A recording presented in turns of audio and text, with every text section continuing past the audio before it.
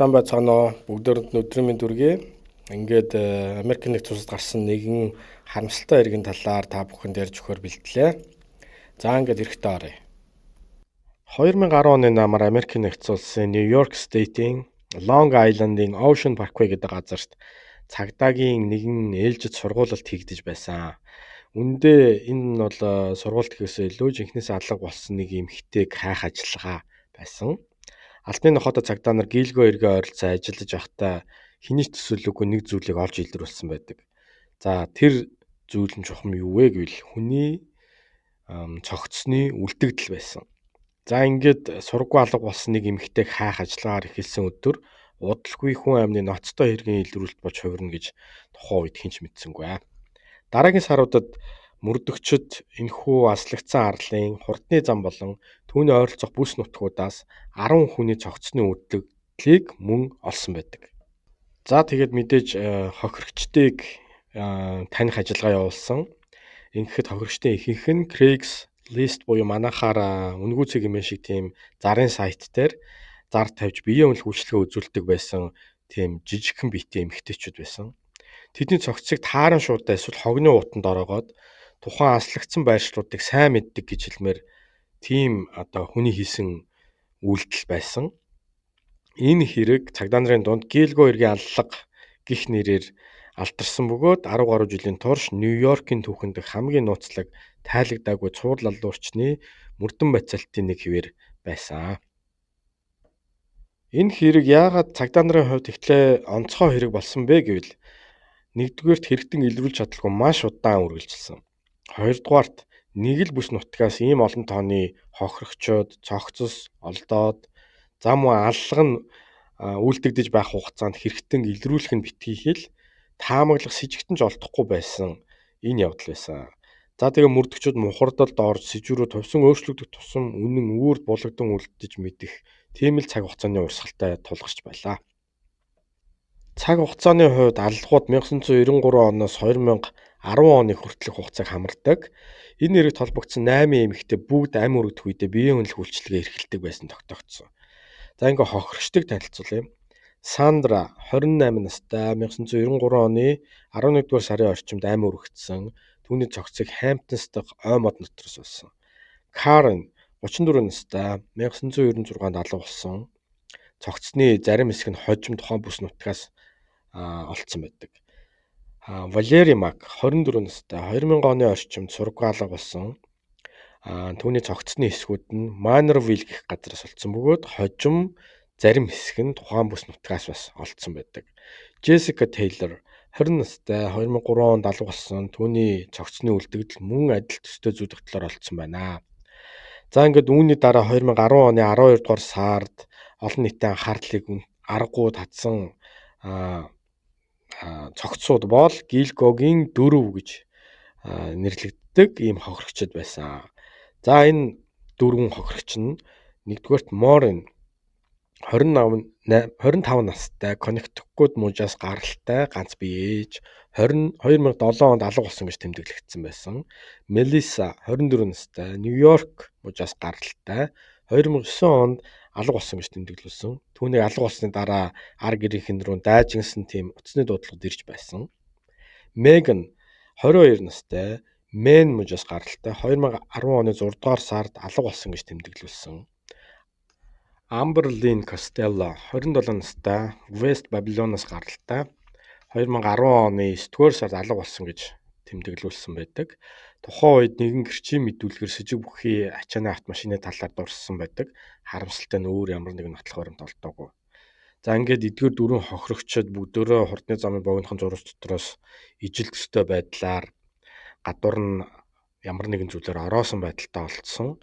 Ихэнд дурдж байсанчлан цагдаагийн сургуультаар сургуу алга болсон эмэгтэй буюу Шеннон Гилбертийг хайх ажиллагаа ингээд өргөн хүрээний хүн амны хэрэгтэн эрен хайх ажиллагаа болж хувиран энэ мөрдөн байцаалт мөрдлөгийн ажиллагаа эхэлсэн байдаг. Хожим Шеннон Гилбертийн цогцыг мөн олсон боловч түүний үхлийг золгүй байдлаар живсэн гэж дүгнсэн. Гэвч зарим хүмүүс энэ дүгнэлтэнд одоо хүртэл эргэлзээр байдаг. Олон жилийн турш цагдаа нар тоологдшгүй олон мэдээлэл, хуурамч сэжүүр, таамаглалуудаар ажилласан. Энд нэг л алуурчин байв уу? Эсвэл хэд хэдэн хүн байна уу? Нутгийн хүн үү? Эсвэл дамжин өнгөрөгч үү? Гэх мэтчлэн хэрэг нэг бус удаа мухардаж байлаа. Ийхүү 2010 онд амь хөрөгчдийн биеийг олсноос хойш ахиц дэвшил ихээр зул гарсангүй.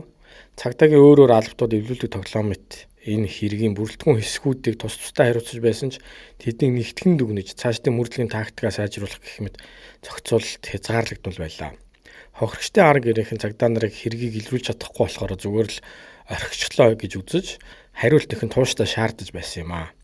Эцэст нь 2022 оны эхээр буюу 12 жилийн дараа олон байгууллагын хамтарсан шинэ ажлын хэсэг Suffolk гүнлигийн цагдаа холбооны мөрдөг товчоо Нью-Йорк мужийн цагдаа болон бусад байгууллагаас бүрдсэн нэгдсэн ажлын хэсэг байгуулсан. За тэд хуучин нотлох баримтуудыг шинэ нүдээр, шинэ технологиор дахин эхэлж эхлэв. Мөрдөгчид хамгийн дөрөнд анзааралгүй үлдээсэн байж болох хэргийн жижиг деталуудыг шалгах явцад нэгэн гэрчим мэдүүлэгт дурдсан ачааны машины талаарх сэжүүр анхаарал татаж дахин шалгаж эхэлсэн байна.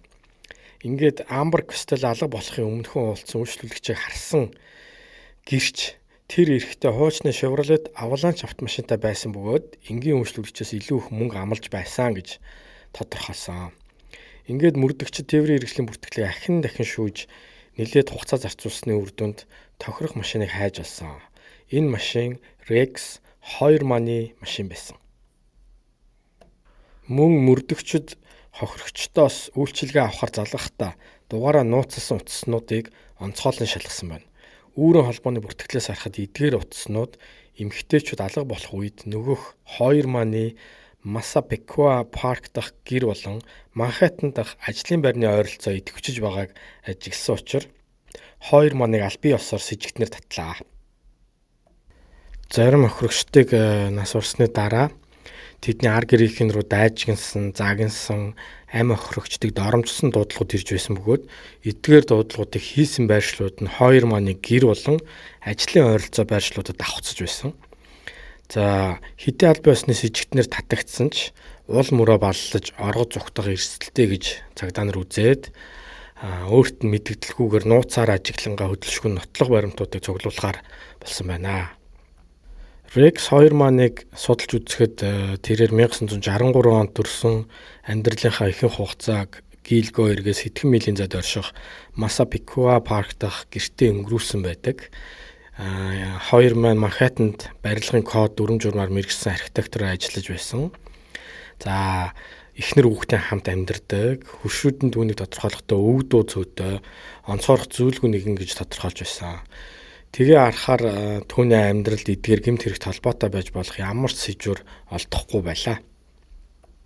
Түүнийг 12 настай байхад нь аав Ted нас барсан байдаг. Нэгэн багын найзын хэлснээр 2 маа аавтайгаа ер нь таарамжгүй өрүүлж муудалцдаг байсан гэж хэлсэн. За Massapequa Park дахь Бернер ахлах сургуулийн ангийнх нь 2 маныг ээжийнхээ үгнээс огт гардгүй хүүхэд байсан. Дандаа л би гэрлүүгээ ээж рүүгээ явах хэрэгтэй байна гэж байн хэлдэг байсан гэж мөрдөгчдөд мэдүүлсэн байдаг. Мөн 2 мантай олон жил найзлсан Дэвид Химминс гэж түүний найз нь хэлэхдээ тэр ахлах сургуульд байхдаа олон охидод гологдож татгалцсан хариу авдаг байсан гэж мэдүүлсэн нь 2 маныг эмэгтэйчүүдийн эсрэг гэмт хэрэг үйлдэхэд хүргэсэн байж болзошгүй гэж үзэж байсан ч түүний амьдралын түүх гэрчийн мэдүүлгүүд нь 2 маныг шууд гэмт хэрэгтэн болгох боломжгүй байлаа. Ингээд мөрдөгчид гэмт хэргийн нотлох баримтуудыг дахин шалгах явцад хохирогчдын биенээс эсвэл ойролцоо газраас тааран шуудай олс уяа скотч зэргээс хүний үс олдсон байсан. Харамсалтай нь эдгээрийн ихэнх нь шинжилгээний шаардлага хангахгүй бүрэн бус гэмтэлтэй байсан нь хэний үс болохыг тодорхойлох боломжгүй болгож байсан. Харин цаг хугацаа өнгөрөхийн ирээр шинэ технологиуд шүүх шинжилгээ нэвтэрсний нэг нь Astra Forensics компанийн альва үсний дээжийг шинжилэн үсний эзний геномыг бүхэлдэн дараалуулан тооцоолох дэвшилтэд арга байлаа. За энэ л технологийн ачаар тухайн үсний дээж гэмтэлтэй бөгөөд эзнийх нь бүрэн геномын мэдээллийг унших боломжгүй байсан ч симуляцийн зарчмаар өндөр наривчлалтайгаар таамаглал гаргаснаар 7 хохирогчийн 6-гийнх нь биенээс олдсон эрэгтэй хүний үс 2 маных гэдгийг нотолж чаджээ. Мөн хэргийн газраас олдсон зарим үсний хэсгүүд эмэгтэй хүнийх байсан ба хожим 2 маань эхнэр Аса Илеруп болон охиных нь митохондрийн ДНХ-тэй таарсан бөгөөд үүнийг 2 манаар дамжин хэргийн газарт тээвэрлэгдэн очисон гэж үзсэн байна. Нэмэлт нотлох баримт цуглуулахаар цагдаа нар түүнд с сэжиг төрүүлэхгүй тандалт хийх үеэр 2 мааны Манхэттенд явж байхдаа идээ тайсан пиццаны үлдэгдлийг нь авч шинжилүүлсэн. За ингэхэд бол пиццаны захнаас авсан ДНХ нь Меган Уотерманы тааран шуудааны уяан дээрээс олдсон эрэгтэй хүний үсний бүтэцтэй 99.96%-аар таарсан. За ингээд хожим шүүгч энэ нотлох баримтыг шүүх хуралд хууль ёсны гол нотлох баримт гэж үзсэн байдаг. За ингээд нэгэнт нотлох баримт, гол нотлох баримтыг олсон учраас түүний гэрт нь нэгжлэг их зөвшөөрөл аль биесээр гарсан. Түүний компьютероос нь аимшигт төлөвлөгөөний баримт хүчиг гэдэг нэртэй нэгэн файл устгагдсан байсан. Энэ бол Word файл байсан. За ингээд энэ файлыг сэргээж онгоолгоод үзэхэд хэрэгцээт зүйлсэн жагсаалт гэх нэрэн дор олс, бэйли, өсний тор, цагдаагийн сканер, устгах ёстой зүйлс гэдэг нэрэн дор ДНХ, дугуйны мөр, цус, хурууны хээ, мөн цогцсыг баглах аргууд, ирээдүйн гэмт хэрэгт сургамжуулах зүйлс гэх мэт олон зүйлсийг бичиж тэмдэгсэн байсан. Энэ нь нэг удаа бичээд хадгалсан бус харин олон жилийн өмнө үүсгэснээсээ хойш байнга шинжилэн нэмж хадгалж байсан ийм файл байгаа тогтогдсон.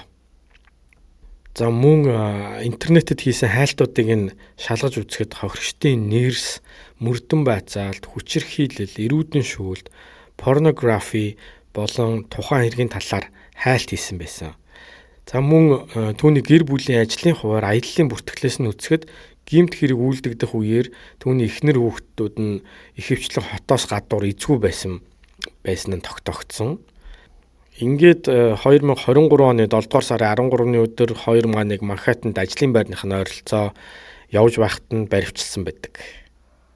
Гэвч 2 маан нотлох баримтууд араасаа цугларсаар байхад бараг 3 жилийн турш өөрийгөө ямар ч гин буруу гэж зүтгэсээр байсан.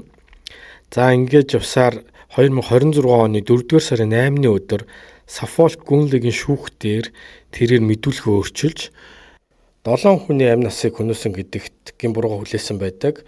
Хөдөлшгүй нотлох баримтууд ч түүнийг эдгээр 7 хүний амь насыг хохироосон хэрэгт холбоотой гэдгийг харуулж байсан. За ингээд хэргийн тохиролцооны хүрээнд тэрээр магадлангаар суллагдах эрхгүйгээр насаар нь хорих хит хитэн дараасан ял авсан бөгөөд холбооны мөрдөх товчоотой хамтран ажиллахыг зөвшөөрсөн байна. За ял онох хурлыг бол 2026 оны 6 дугаар сарын 17-ны өдөр товлсон байна. Түүний арга барилуудыг харахад эскорт буюу биеийн үнэлэгчдийг интернет заруудаар дамжуулан олж уулзан гэртээ болон хөнгөө газар аваачиж хүчирхийлээд эцэст нь боомлж амийг нь хохироодог. За тэгэд өөрийн сайн мэддэг замуудын дагуу цогцсуудыг нарийн нэмба устгаж байсан нь харагддаг. За дайжгинсан дуудлагууд нь хэрцгийлийн нэмэлт шинж тэмдэгтэй гэж эрүүгийн сэтгэл зүйчид үзсэн байсан. Түрүүн хэлсэнчлэн 2 маань FBI-тай хамтран ажиллахыг зөвшөөрсөн гэдэг нь холбооны мөрдөх товчооны зан үйлийн дүн шинжилгээний албатай хамтран ажиллаж мэдээлэлээр хангана гэсэн үг. За ингэснээр ирээдүйд ижил гэмт хэрэг гарахаас урьдчилан сэргийлэхэд нэмэр болох илүү их мэдээлэл олж авах тус төхөн болж магадгүй гэж үзсэн байна. Ийхүү гэлгүй ойрог орчмоос олдсон 10 амь хохирогчийн 8 нь 2 мантай холбоотой. Тэр дундаа 7 нь хөдөлшгүй нотлох баримтаар тогтоогдсон бол 8 дахь амь хохирогчийг 2 ман амь насыг хөнөөсөн гэдгээ өөрөө хүлээсэн байдаг. Үлдсэн 2 хохирогчийн амь насыг хэн хөнөөсөн гэдэг нь одоо хүртэл тодорхойгүй хэвээр байгаа. Өнөөдрийн дугаар үгээр өндөрлөж байна. Дараа дахин уулзтлаа. Түр баяртай.